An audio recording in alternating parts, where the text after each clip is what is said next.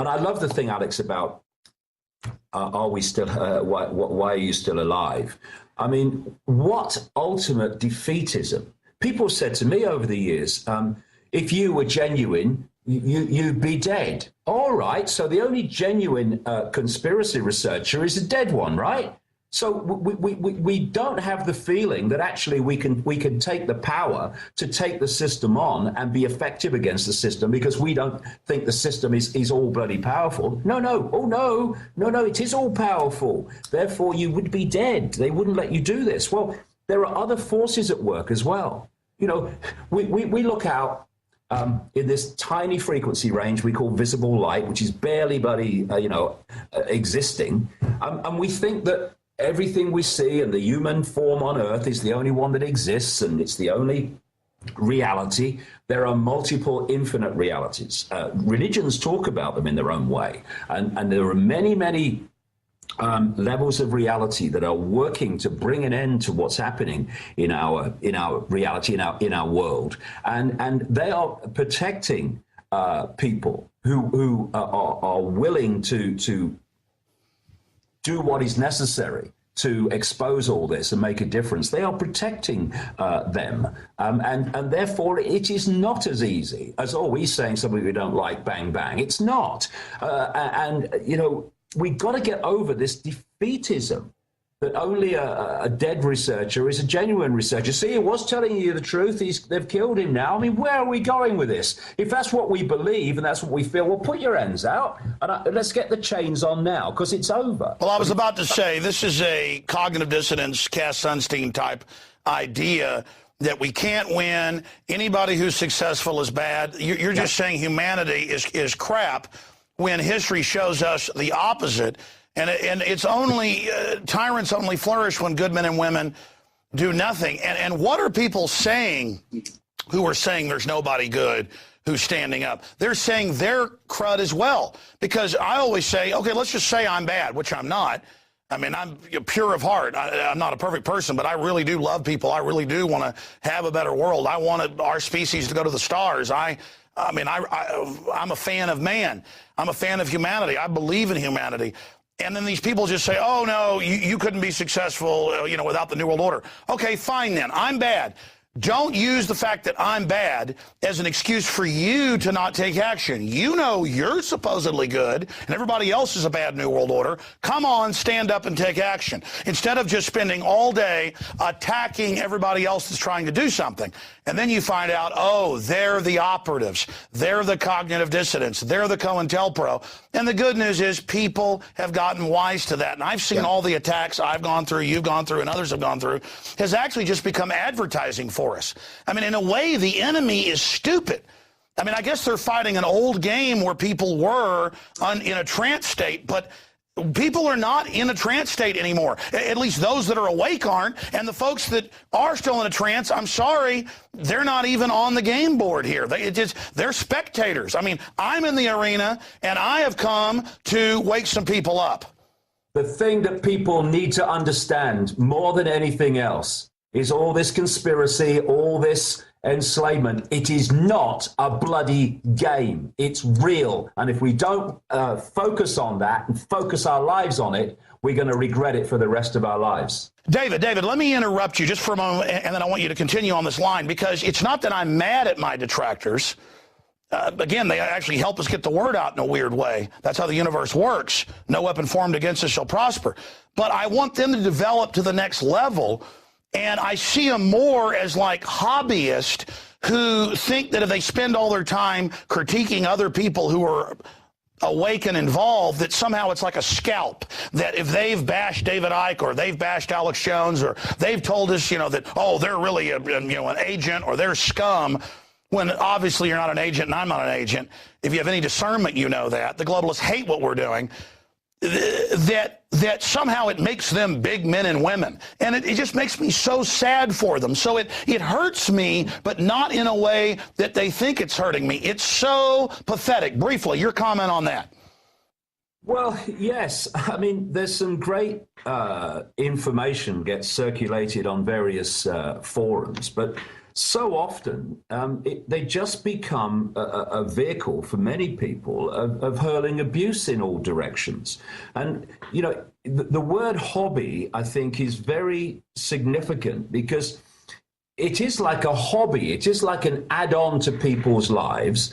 And we're dealing with a situation where it has to become the focus of people's lives. If anyone's got children and grandchildren, and you say, oh, I just want to do the best for my children, well, this has got to be the focus of your life then, if that's your motivation. Not an add-on, or it is slightly interesting, and certainly not just winning points over. I see it all the time. See, I know more about this conspiracy than you do. It says bong bong postings, or, you know, or whatever on a forum, and they're just playing at it. It's a playground at that level, and we need adults, not children, involved. And I just ask them, please look around you, look at what's happening, stop being a juvenile and start being an adult so you can actually make a difference instead of it being just an add-on to your life and a bit of fun and a bit of a hobby. This is not a game. This is real. And if we don't treat it as such and focus on it as such and support each other as such, then we're going to regret it for a very long time. Exactly. I mean, pediatric cancer, some of them are up 10,000 percentage points. I go out in public and there's kids with shaved heads with chemo injectors on their arms everywhere. I mean, they're murdering us. Yeah. And you know what? I'm here trying to wake people up, and I know a lot of them are operatives, but others are just screwed up people, and it's like sick. It's like, wow. Yeah. You know, we've got, this is real. I'm putting my life on the line. You are. We know how, this is not a game. I got chills when you said that. Truer words have never been said. Yeah, I mean, and, you know, all you can do is try to get these people to see what they're doing. You know, they think they're so informed, a lot of them. See, I know more than you do. Well, how informed are you? Let me ask a question. Apart from making attacks on people on forums and stuff like that, what do you actually do to make a difference? Because if you really knew what was happening and what is planned, then your focus would be on making a difference, not lambasting someone and winning brownie points and some intellectual bloody nonsensical game that they play. You would see that we have to focus on this and make it the focus of our lives. David, so if you're not doing that, don't tell me you understand the conspiracy, because you clearly don't. Exactly. I mean, I'm throwing everything I got against him, and I feel like dirty rags that I'm not doing more.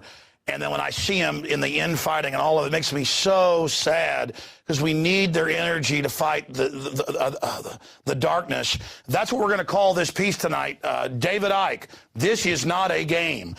Very powerful. The thing is that when people are in ignorance of what's happening in the world and what the agenda is and where they want it to go, I have some sympathy when they do nothing, because they do not believe there's anything to be done. When I see people who, often for not their own efforts but the efforts of others, have seen what the agenda is, seen what they want to impose upon the world, see what they're imposing now, and their only response is to attack and undermine those that are putting their head above the trench and making a difference.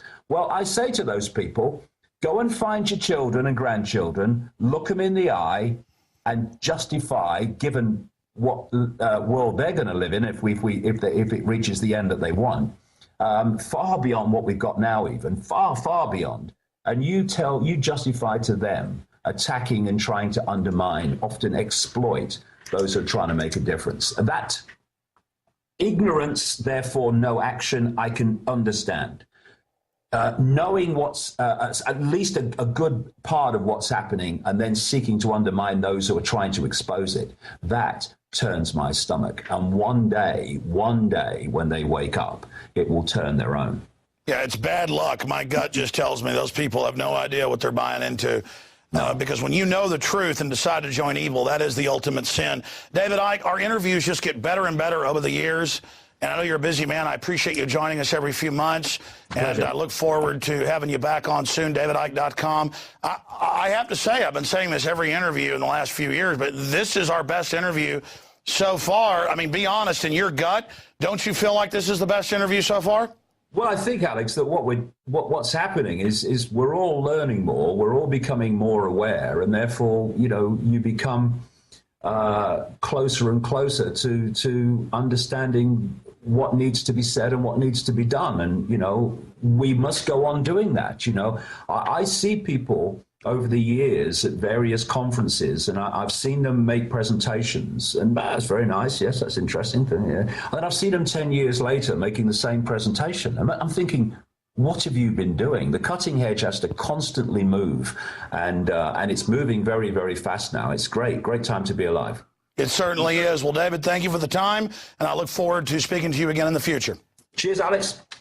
All right, folks, there goes David Icke, almost an hour long, and just amazing. And you can say what you want about David Icke, but he gets people thinking, and he's doing a lot of good, and that's what we need. He is good at getting people outside the box.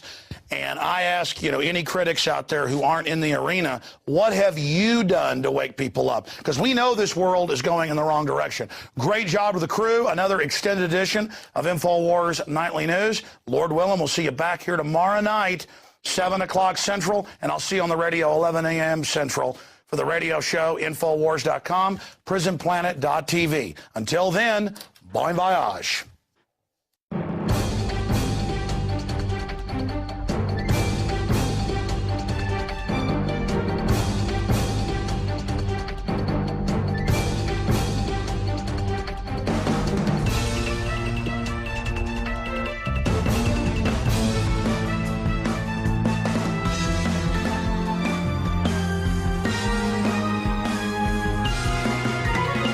Grayson right out front. Yeah, it ain't Tuesday, is it? No, it's Thursday. Sure, I'll be fine. Well, bring out the gimp. I think the gimp's sleeping. Well, I guess you just have to go wake him up now, won't you? Hell no!